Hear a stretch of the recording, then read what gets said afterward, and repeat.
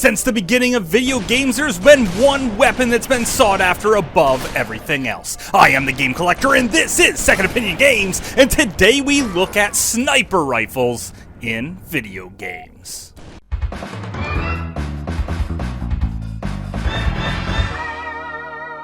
Second Opinion Games.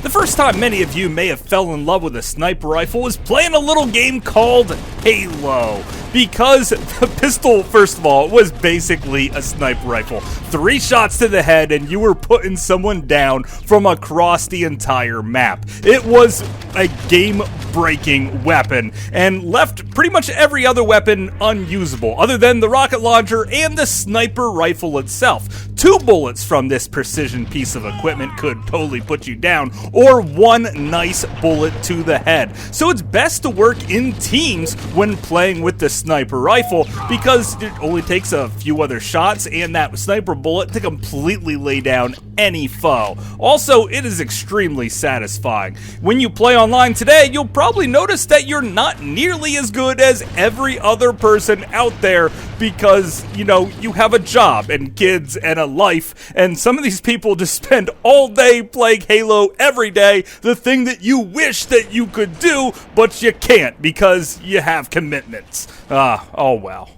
Battlefield 1 was the first decent recreation of a World War I video game, and of course, many people were drawn towards the sniper class. Now in here, there are plenty different types of sniper rifles. There are also some handguns that are rather powerful that you could have your sniper rifle man carry. Also some booby traps, like setting up in the little room, putting a little bottle that will catch someone on fire if they happen to walk in that room, or maybe even put a couple of bullets with your pistol into them. Killing someone with a sniper rifle is not only extremely satisfying, but is a good way to say ha ha, because they're coming at you with submachine guns and you got maybe a single bolt action to take them out. Also, my first hunting rifle was a World War I sniper rifle, the good old 30-06. So I think that these weapons here were pretty much the start of great hunting rifles. So it only seems fitting that they might show up in some hunting video games.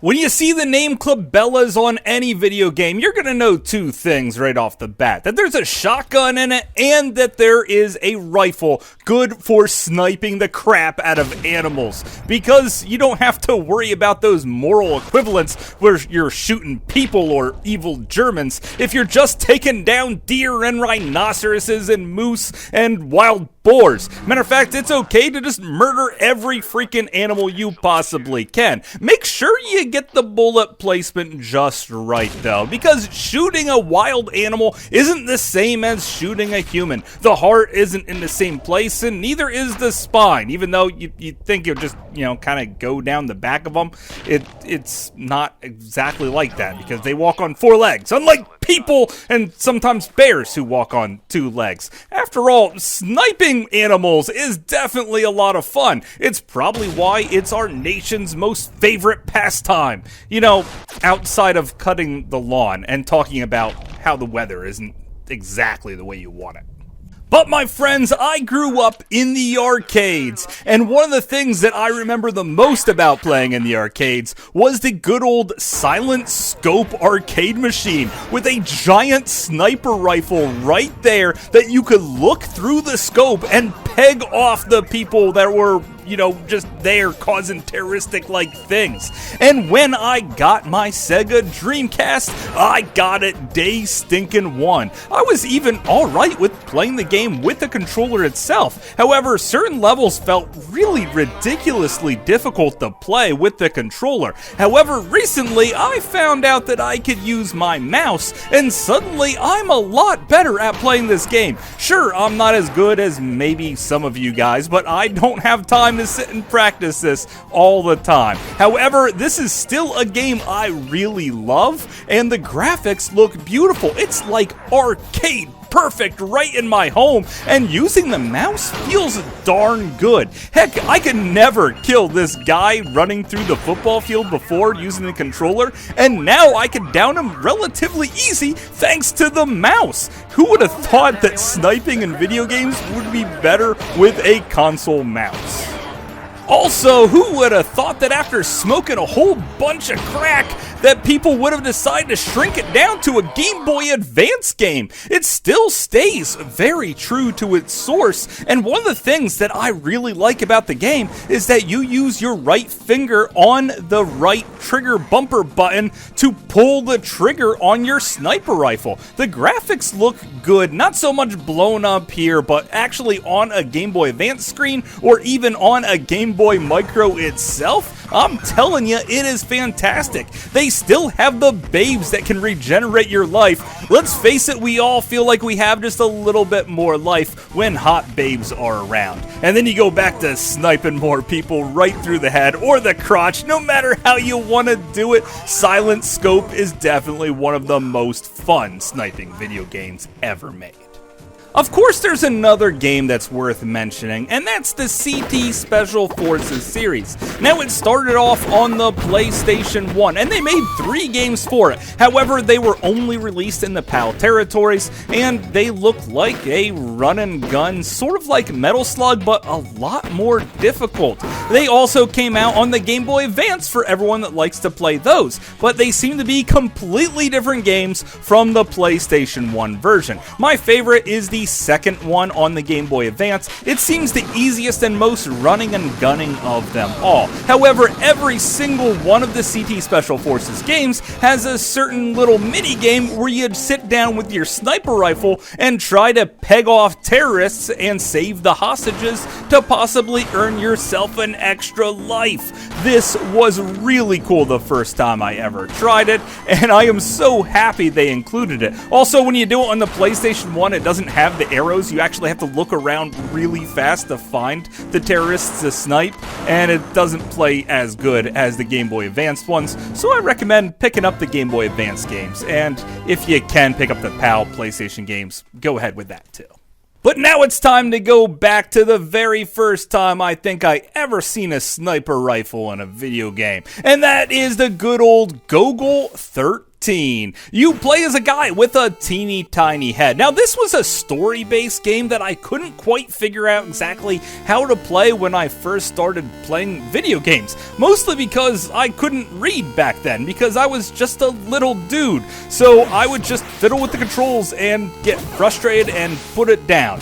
Pick it up a couple years later and put it right back down. You actually have to sort of know how to play this game before you really get into it. Eventually, you do figure it out. You have to go in buildings and talk to things, and the story unravels, and it's actually quite cool. Eventually, you'll fly in a little helicopter stage where you blow everything up, and then you get to pull out your sniper rifle and put a bullet through this guy's head and see real blood in an NES game. How cool is that? Gogol 13 might not look the most impressive, but that headshot certainly is.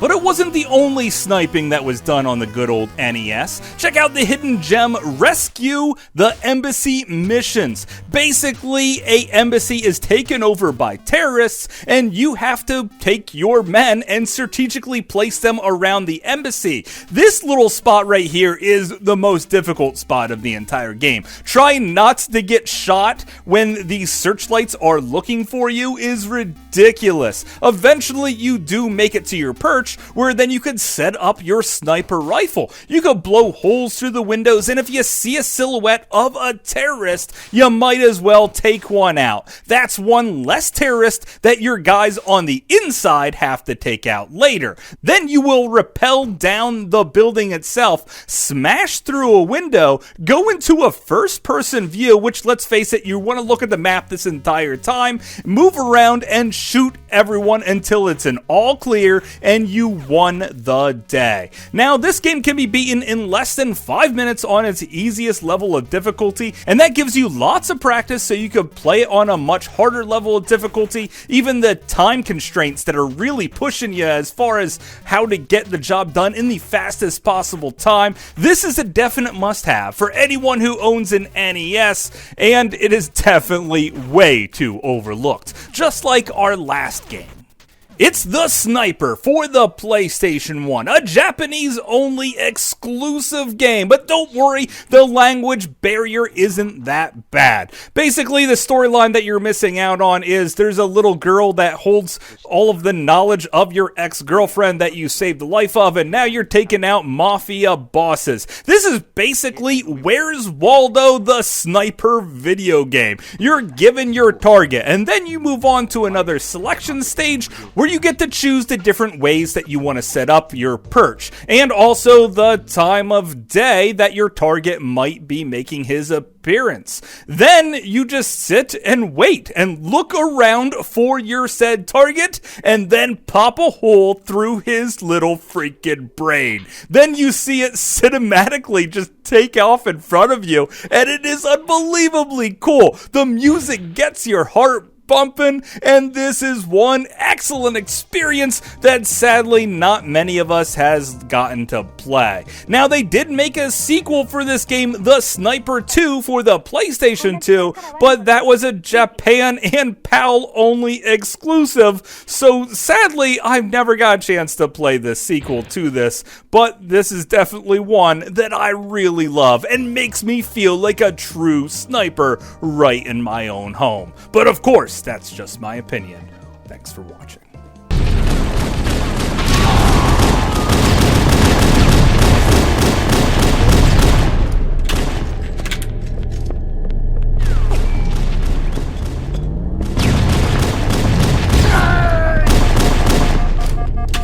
Hopefully you guys enjoyed this video, and I had a great time making it. I would really like to know out there what sniper games I was missing for maybe the Super Nintendo or the Sega Genesis, or even if there was another sniper video game for the good old NES. Please let me know in the comments down below if there was anything that I missed, and if you have a great idea or a ridiculously stupid idea of a video game topic that I should cover in the future. So until later, I will see you again, guys.